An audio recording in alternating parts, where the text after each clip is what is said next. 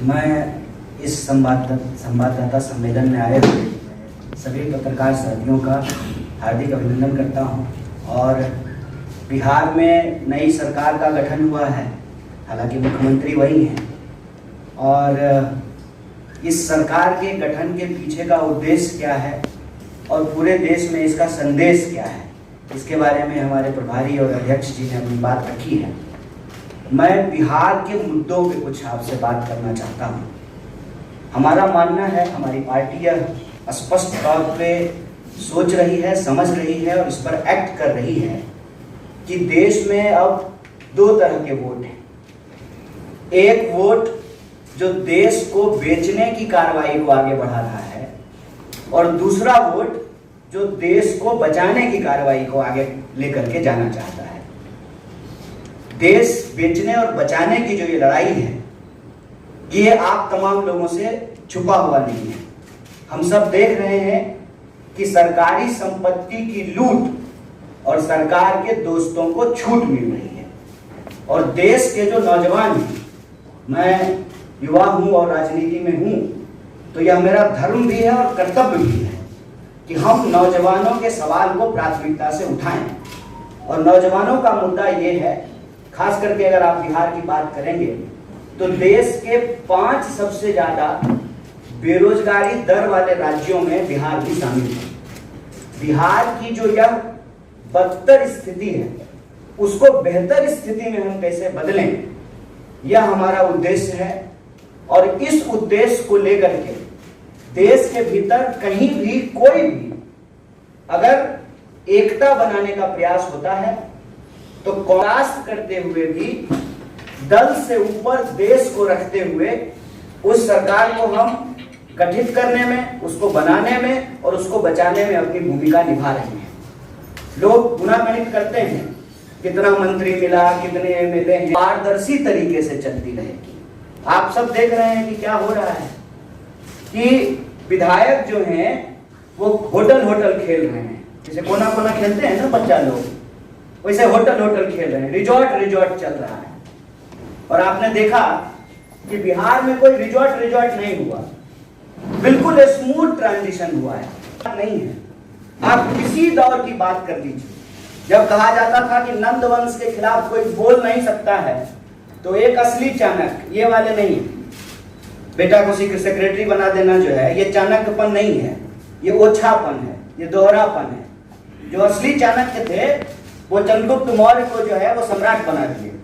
और हर दौर में आप देखते जाइए, अगर आप स्वतंत्रता आंदोलन की बात कर रहे हैं, हम लोग 75वीं वर्षगांठ मनाए हैं, तो 1857 की क्रांति में वीर कुंवर सिंह जैसे लोग बिहार में पैदा हुए कि अपना हाथ काट करके नदी में प्रवाहित कर दिए। आप 1942 के भारत छोड़ो आंदोलन को देखिएगा तो मैं जिस इलाके से आता हूं उसको बिहार का बारडोली कहा जाता है। आप उसके बाद देखेंगे तो एक इकलौता आदमी एक छेनी हथौड़ी लेकर के पहाड़ काट करके रास्ता बना दिया।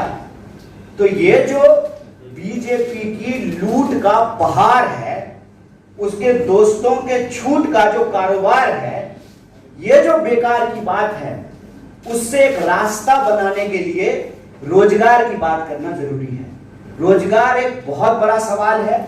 और आप जब बोलेंगे या सुनेंगे तो महंगाई और भाजपाई आपको सुनने में एक जैसा लगेगा। महंगाई, दंगाई, ये सब जो है भाजपाई शब्द से मिलते जुलते शब्द हैं।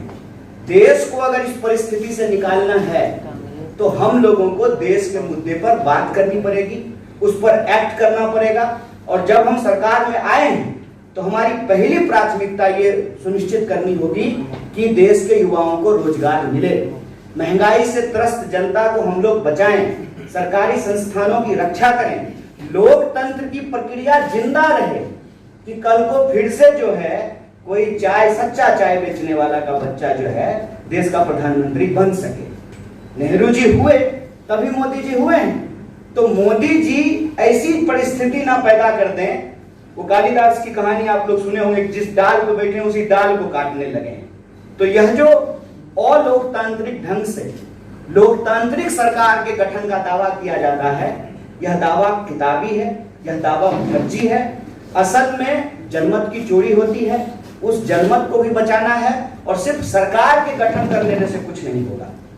बतौर पार्टी, बतौर किसी भी गठबंधन का सदस्य हमारी ये जिम्मेवारी है कि जो घोषणाएं हमने चुनाव के दौरान की हैं उन घोषणाओं को हमको लागू करना पड़ेगा। ऐसा नहीं चलेगा कि दूसरे पे थू थू करेंगे, उससे जो है हम साफ हो जाएंगे।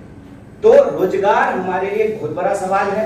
जब यहाँ हमारे बिहार के प्रभारी और नेता आपको सरकार गठन की बधाई दे रहे हैं, देश में जो इसका एक पॉजिटिव संदेश है, इसमें कोई दो राय नहीं है। सेना का मनोबल यदि गिर जाए कि हम युद्ध जीत ही नहीं सकते हैं तो लड़ने से पहले ही हार जाएंगे। और आप सब ऐसा तो है नहीं कि सामने कुर्सी पे बैठे हुए हैं तो आप ज्ञानी नहीं है और हम थोड़ा ऊंचा कुर्सी लगा लिए हैं तो ज्यादा ज्ञानी है, ऐसा तो बिल्कुल भी नहीं है। आप भी इसी समाज में रहते हैं, आप देख रहे हैं कि महंगाई की क्या हालत है। पेट्रोल पंप पे जो मीटर चलता है ना, तो ऐसा धड़कन भी उसी स्पीड से बढ़ने लगता है। मैं तो कहता हूं कि देश ने सरकार नहीं चुना है, खून चूसने वाला सिरिंज खरीद लिया है। हर मुद्दे पे जो है सरकार से जो भी आप एक्सपेक्ट करते हैं उस एक्सपेक्टेशन को तो छोड़ दीजिए। जैसा दुष्यंत कुमार ने लिखा है कि कहां तो तय था चिरागा हरे घर के लिए, कहां चिराग मैसर नहीं शहर के लिए। कि पेट्रोल महंगा है, एक तरफ पेट्रोल ऊपर जा रहा है, रुपया नीचे आ रहा है। महंगाई का दर देश में सबसे ज्यादा है, एक एक करके सरकारी संस्थान बेचे जा रहे हैं। पीएसयू को आप उठा करके देख लीजिए, परमानेंट नौकरियां लगातार कम की जा रही है, ठेके पे बहाली किया जा रहा है। कैसा परमानेंट जुगाड़ किया है सरकार ने साहब कि प्रधानमंत्री होते हैं 5 साल के लिए, संविधान में ऐसा लिखा हुआ है। लेकिन आप जो है सत्ता का अहंकार देखिए कि प्रधानमंत्री के जो नंबर 2 हैं वो कहते हैं कि हम जाने के लिए नहीं आए हैं, 50 साल यहीं रहेंगे। तो नियम ही बदल दीजिए कि अब प्रधानमंत्री का चुनाव 5 साल के लिए नहीं होगा, 50 साल के लिए होगा।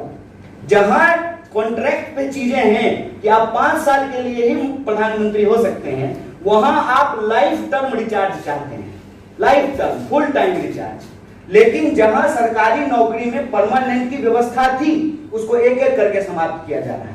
आप जो है अग्निपथ में देख लिए हैं कि क्या हुआ है। 5 साल के लिए वो मंत्री बनेंगे, 5 साल के लिए एमएलए बनेंगे, लेकिन नौकरी 4 साल के लिए मिलेगा। ये क्यों किया गया है? ताकि श्रम की चोरी की जा सके, ग्रेजुएटी ना मिले, पेंशन ना मिले, आपको कोई सुरक्षा ना मिले।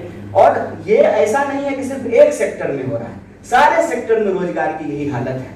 तो बिहार में आज रोजगार का सवाल है, पूरे देश में रोजगार का सवाल है। इसीलिए हम कह रहे हैं कि छोड़िए बेकार की बात, ये मौका है कि कीजिए रोजगार की बात। और ये मौका तब और पैदा हो जाता है जब भाजपा विपक्ष में बैठ जाती है। ये बात मैं कह रहा हूं, इस बात को आप सब लोगों ने देखा होगा कि इस देश में बीजेपी विपक्ष की भूमिका बहुत अच्छे से निभाती है। ज्यों ही बीजेपी विपक्ष में गई, रोजगार की बात करना शुरू कर दी। इसीलिए मैं आप लोगों के माध्यम से देश को अपील करना चाहता हूं कि आप चाहते हैं कि इस देश में रोजी रोटी, कपड़ा, मकान, शिक्षा, स्वास्थ्य, सड़क, बिजली, पानी ये राजनीति का मुद्दा रहे, तो भाजपा को विपक्ष में बिठाइए। भाजपा को जो ही विपक्ष में बिठाइएगा, स्मृति ईरानी के सिलेंडर लेकर के आपको रोड पे दिख जाएंगी। भाजपा को जो ही विपक्ष में बिठाए बिहार में, तुरंत वहां पे रोजगार की बात होनी शुरू हो गई। 10 लाख, 20 लाख, जब 10 लाख और 20 लाख का बात होगा तो 2 करोड़ रोजगार का भी बात होगा ना। तब देश का बहस जो है वो हिंदू मुसलमान से निकल करके काम पे आ जाएगा। जब काम पे बात होने लगेगी, अपने आप हिंदू मुसलमान पे बात नहीं होगी। तो जो देश के मुद्दे हैं उन मुद्दों पर देश में बात हो। और जो एक अंधेरे का वातावरण बनता जा रहा था ना कि भाजपा तो अजय है, इसको हराया नहीं जा सकता है, ऐसा ये बिहार है, संभल के रहिएगा। यहाँ पे लोग जो है ना उड़ती हुई चिड़िया का पर जो है गिन लेते हैं, अपना आप सूटकेस लेके घूमते रह जाइएगा।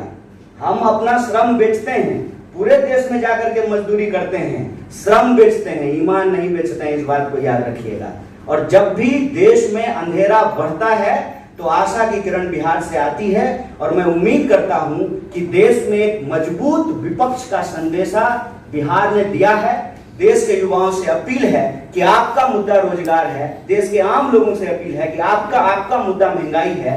इन मुद्दों पर राजनीतिक विमर्श हो और उस विमर्श को बतौर देश की सबसे बड़ी विपक्षी पार्टी होने के नाते इसको हम जिम्मेवारी से निभाएंगे।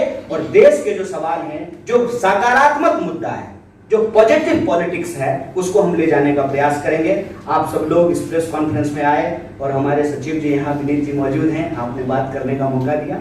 आप सबका बहुत बहुत धन्यवाद, बहुत शुक्रिया।